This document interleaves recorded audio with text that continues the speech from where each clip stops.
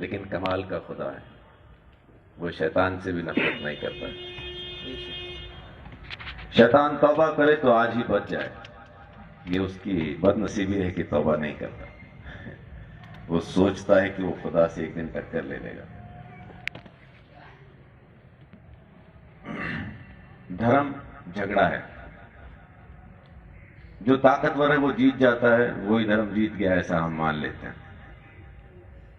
परमेश्वर ने धर्म बनाया ही नहीं था, परमेश्वर ने हमें बनाया था कि हम उसके साथ रहें, लेकिन अपन ने तो बहुत कुछ और बना लिया।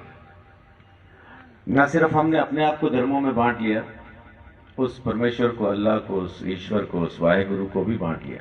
तस्वीर देख के पहचान लेते हैं, ये हिंदुओं का है, ये मुसलमानों का है, ये सिखों का है, ये ईसाइयों का है। अपन तो परमेश्वर से भी बड़े हैं। परमेश्वर ने सिर्फ इंसान बनाया, हमने ना सिर्फ जातियां बनाई बल्कि परमेश्वर भी बांट डाले अलग अलग धर्म के, अलग अलग, और आखिर में रखनी पड़ती है सर्वधर्म सभा। लेकिन असल में बात है परमेश्वर की। स्वर्ग में ना हिंदू जाएंगे, ना मुसलमान, ना सिख, ना ईसाई, सब नरक में होंगे।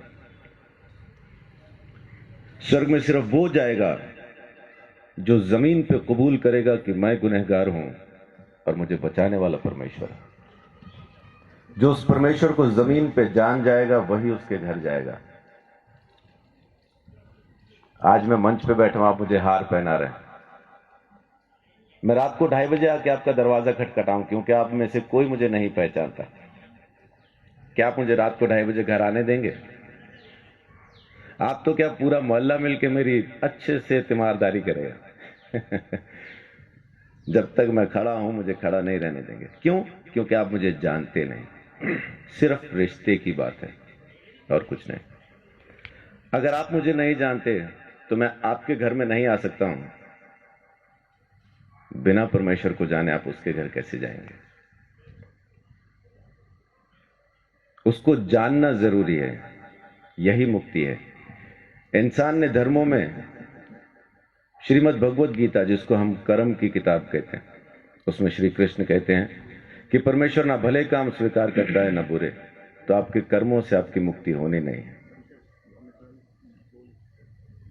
ज्ञान के बारे में लिखा है कि वो परमेश्वर ही ज्ञान है, किताबें बांचने से कोई ज्ञानी नहीं हो जाएगा।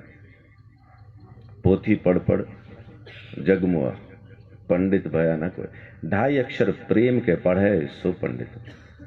अब वो प्रेम जो जान जाएगा वही तो समझ पाएगा।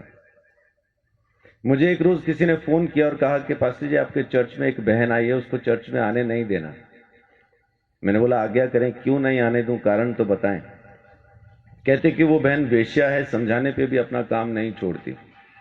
मैंने बोला आपने अच्छा किया जो मुझे बता दिया कि वो बहन वेश्या है, मैं नहीं आने दूंगा लेकिन एक सवाल का जवाब दें, मैं उसको परमेश्वर के घर से निकाल तो दूंगा लेकिन भेजूं कहां? मरीज को हॉस्पिटल से तो निकाल दूं लेकिन भेजूं कहां?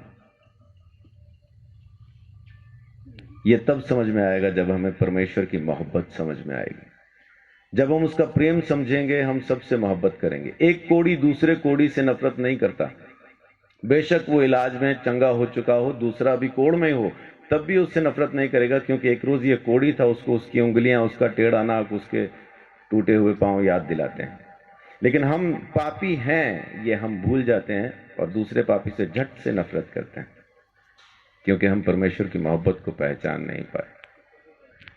परमेश्वर मोहब्बत है, और अगर वो हम में नहीं है तो फिर चाहे कितना ही पूजा पाठ कीजिए, चाहे कितनी यात्राएं कीजिए, चाहे कितना ही त्याग कीजिए, दान कीजिए, कुछ फर्क नहीं पड़ता, क्योंकि परमेश्वर आप में है नहीं। अगर आपको इंसान से मोहब्बत नहीं तो परमेश्वर आप में नहीं। परमेश्वर ने मोहब्बत की और देखा कि